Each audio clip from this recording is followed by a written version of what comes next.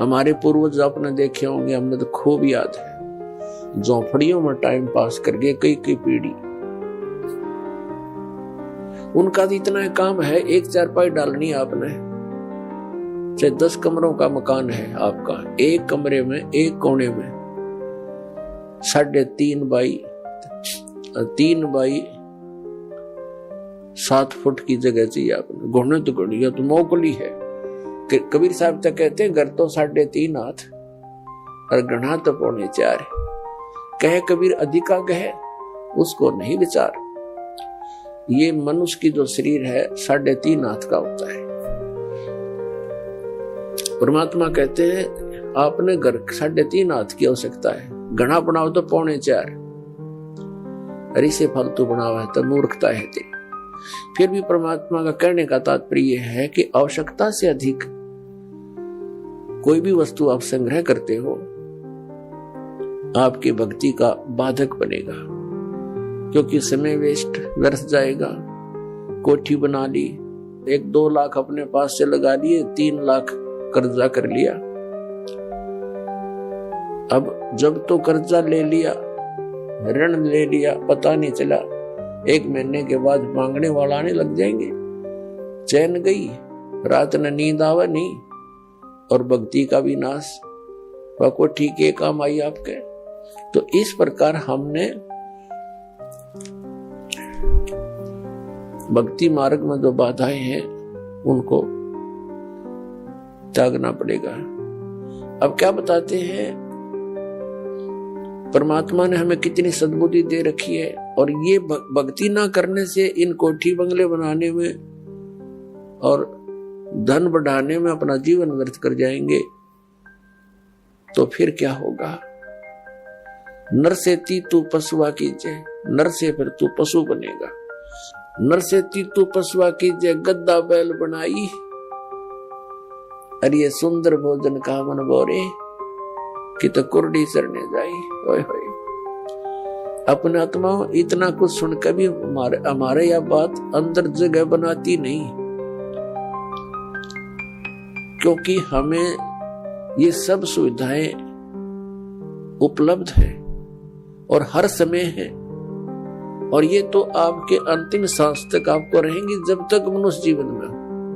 क्योंकि माता पिता बच्चों को जब तक वो कॉलेज स्कूल नहीं छोड़ता वो सुविधा देता ही रहता है, और जो बच्चा उसका सदुपयोग ना करके आता है तो फिर वो बहुत दुख उठाता है। तो इस प्रकार इस सत साधना करने से, भक्ति करने से मोक्ष होना था, जहां जाने के बाद फिर लौटकर कभी संसार में नहीं आते, वहां में बहुत सुख होना था।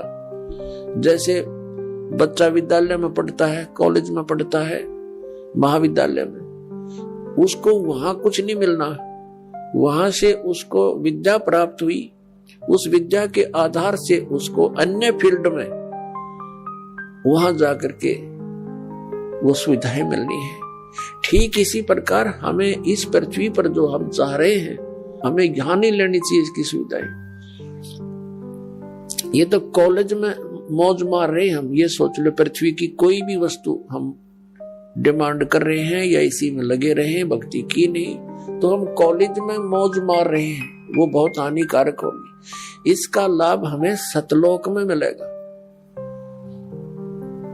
सतलोक के बारे में आज तक जो जानकारी हमें प्राप्त हुई है, हमें मीन आप जी को इस दास के वचनों से पहले, तो वो कैसी जानकारी प्राप्त हुई है। सतलोक का एक विशेष कॉन्ट्रैक्ट ले रखा है किसने, राधा स्वामी पंथ वालों ने, और धन दंड सतगुरु सच्चा सौदा सिरसा और जगमाल वाली वालों ने, और इनको सतलोक का कख भी पता नहीं, ना भक्ति मार्ग ठीक इनका, ना सतलोक की सतपुरुष की जानकारी। तो बताइए कहाँ ले जाएंगे प्राणी को। और फिर ये कबीर पंथी जितने हैं, ये भी सतपुरुष और सतलोक के गुण गाते हैं और सतनाम की महिमा मुख्य वर्णन करते हैं। इस दास ने इन सभी पंथों के ग्रंथों को बहुत गहराई से जाना, समझा, पढ़ा और फिर परमात्मा से प्राप्त उस यथार्थ ज्ञान से तुलना की। इन कबीर पंथियों के पास भक्ति मार्ग की ABCD भी नहीं है, और ना इन राधा स्वामी, जय गुरुदेव और ये सच्चा सौदा सिरसा वाले और जगमाल वालिया इनके पास, और ना इन अन्य संतों के पास तो होना कहा, ना इन आचार्य और शंकराचार्यों के पास भक्ति मार्ग। ये तो सतलोक जानते ही नहीं, इनका तो सब्जेक्ट नहीं।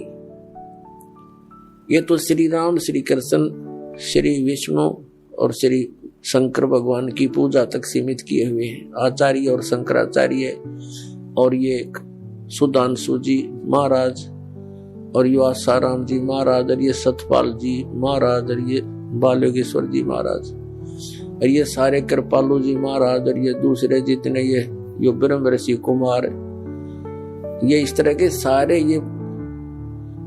ये कखनिन के पास भक्ति मार्ग का पूरे विश्व को डबोए बैठे, अपना नाश कर रहे। अपने आत्माओं, जिन पुण्यात्माओं को ज्ञान नहीं तो ये सोचते हैं कि रामपाल पता नहीं अपने आप में के मान रहा है, अपने आप को विद्वान मानता है। इसमें विद्वान और अविद्वान की बात तो है ही नहीं। हमारे सदग्रंथ परमात्मा ने दे रखे हैं, उन सदग्रंथों की जिनको जानकारी है तो वो भक्त है, वो संत है, और उसकी जानकारी नहीं है वो ना भक्त है। भक्त तो हो ही नहीं सकता क्योंकि उसको थ्योरी का पता नहीं, प्रैक्टिकल करेगा क्या। तो पुण्यात्मा पूरे विश्व में इस दास के अतिरिक्त ना यु ज्ञान है ना ये समाधान है।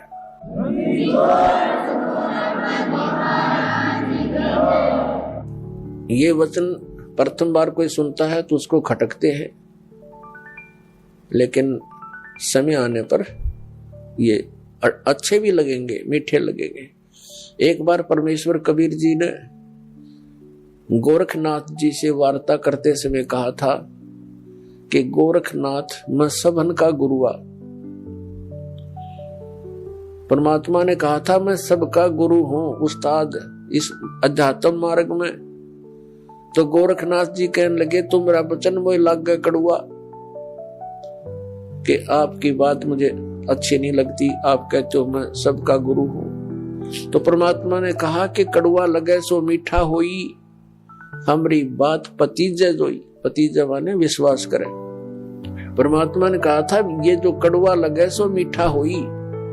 आज आपके या गले नहीं उतरी ये बात कि मैं सबका गुरु हूं, मैं सदगुरु हूं, वो अलग बात है, लेकिन कड़ुआ लगे सो मीठा होई, हमारी बात पतीजे जोई। विश्वास करो, मैं जो बता रहा हूं इस पर करके देखो, अध्ययन करो, सदग्रंथों को चेक करो, फिर ये बात आपको सच्ची महसूस होगी जो दास ने अभी कहा था।